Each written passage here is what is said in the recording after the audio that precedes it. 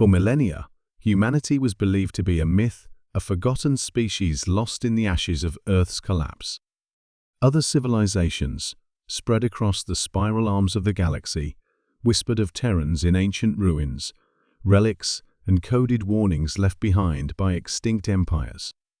But no one truly believed they would return, until the sky split open. The Great Galactic Council had convened at the core of Zhentar Prime, the political heart of the galaxy. Dozens of species, each with their own language, culture, and fears, argued over resources, borders, and ancient grudges.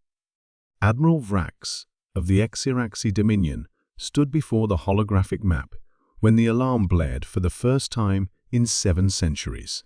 An uncharted wormhole had ripped through space near the neutral zone. From it poured ships, warships like a silver flood, stretching from one star to the next. Every long-range scanner, every early warning satellite, and every military AI lit up with a single horrifying signal. Origin, human. Count, 700,000. Class, war ready. The chamber fell silent. They were extinct, whispered Chancellor Rotel of the Iriari hegemony, her 6 eyes wide with disbelief. No species extinct returns in such numbers, replied Admiral Vrax grimly. They have been preparing. Across the galaxy, the fear was palpable. Trade routes halted. Civilian ships turned back. Empires locked down borders. Every general, every scientist, every priest uttered the same phrase in a dozen languages. The humans have come back. The fleet was unlike anything the galaxy had seen. Massive dreadnoughts, larger than moons, frigates bristling with weapons unknown to modern science, and stealth cruisers that phased in and out of existence as though flickering between dimensions. At the center of it all was a single colossal vessel, the Genesis, flagship of the Terran vanguard. On its command bridge stood Grand Marshal Leona Ashcroft, her gaze cold and resolute. A synthetic neural crown was fused to her skull, connecting her mind to the minds of millions of Terran commanders across the fleet. She was both leader and weapon, an evolved blend of humanity's finest and deadliest. "We have reached the outer rim," came the voice of her AIVORTEEX. "The galaxy is observing. They are afraid."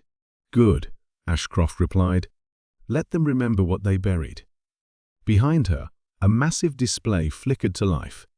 Species from across the stars watched as she delivered a single message broadcast to every inhabited planet, every station, every ship.